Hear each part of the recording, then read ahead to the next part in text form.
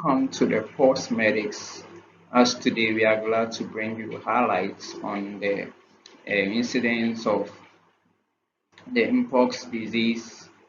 Currently, Ghana has recorded some cases, and it is therefore very necessary that we know a little about this disease so that we can put in measures to prevent or reduce the spread of this viral disease and contain it to the number that we currently have. So, what's this Mpox disease? So, this disease was previously known as the Monkeypox disease, and it's an infectious viral disease caused by the monkeypox virus. Now, what is the means of transmission? How is this viral disease spread to others? So, first of all, it spread through physical contact with infected persons. So, if someone has this viral disease, when you have physical contact, either through touch or by kissing or through sexual intercourse, you are also likely to be infected with this viral disease. Also, through cooking of infected animals. So, animals such as monkeys and rodents serve as reservoir for this virus. So, when you hunt and cook them, you are likely to also transmit this viral disease.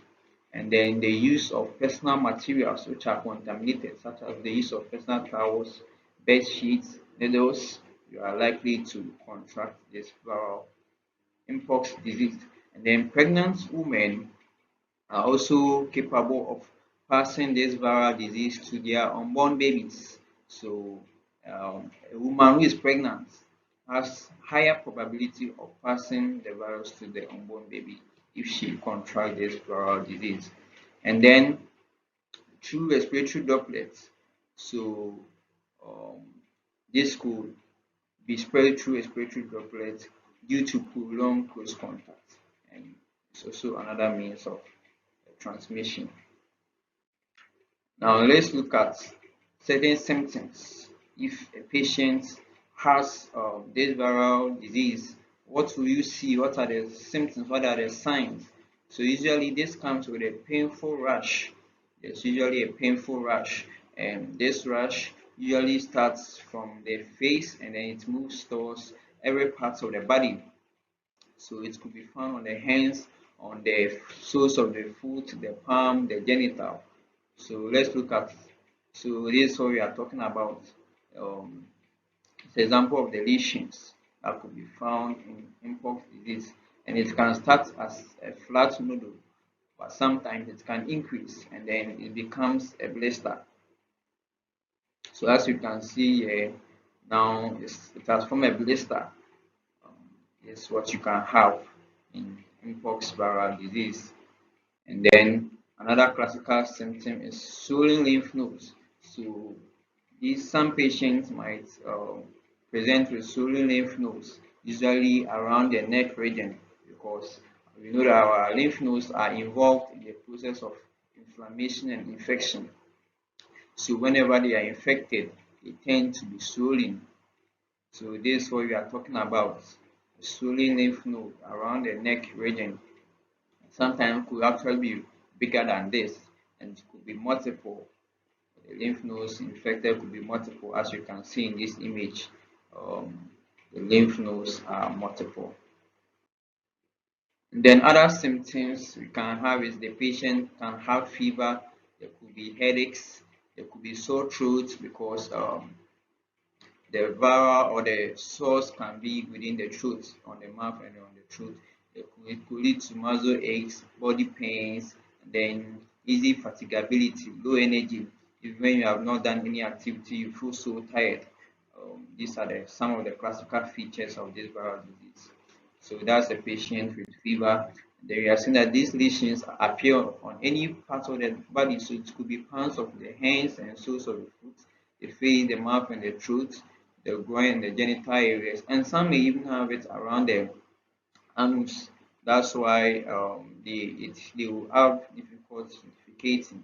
And then we are seeing that these are infectious and therefore it can be spread to others. It can be spread to others until the lesions are healed completely and then there's a new overlayer of skin growth before you can come out and live with people so that you don't spread it to others.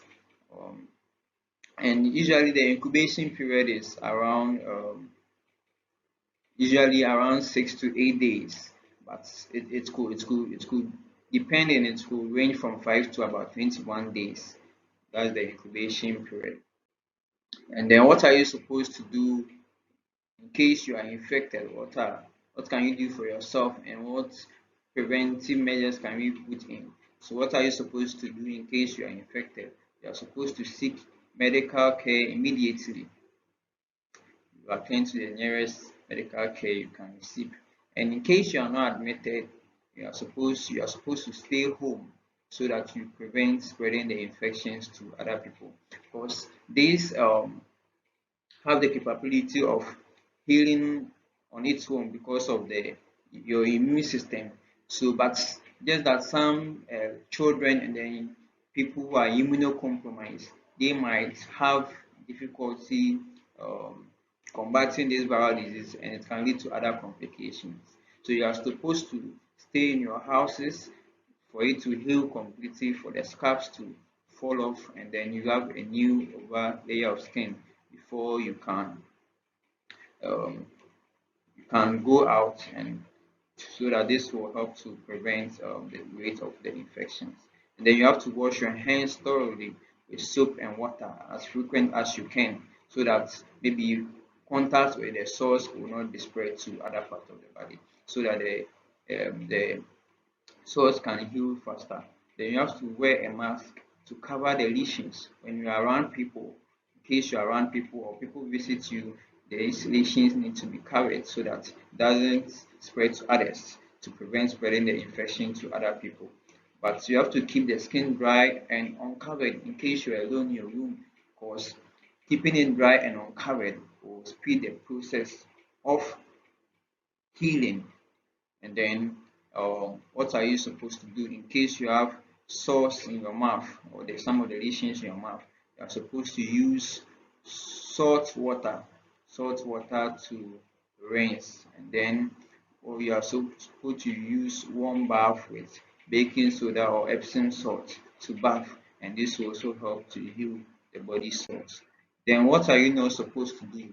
You're not supposed to bless, you are not supposed to pop the blisters or scratch your sores, because this might slow the healing process and it might increase the risk of spreading the viral disease to others. You are not supposed to shave areas of sores, because these sores could be on the genitals. So once they're on the genitals, you are not supposed to shave. Shaving might increase the risk of infection to others and even to other areas of your body. Therefore, you are supposed not to shave until the scabs have healed completely and there is new skin undergrowth. And then you have to know that this viral disease comes with a lot of complications. So there could be cellulitis when there is bacterial infection of the skin. It could lead to septicemia, it could lead to myocarditis, leading to inflammation of the muscles of your heart. It could lead to pericarditis, leading to inflammation of the lining of your heart. It could lead to acute kidney injury. It could lead to a lot of complications if not well controlled. And then um, you can also take in over-counter medications such as acetaminophen to reduce the headaches and then the body pains. And then you stay in your various houses to prevent and reduce the spread of infection. Thank you for listening to our video, and we would like you to subscribe as we bring more videos like this from the post medics. Thank you very much.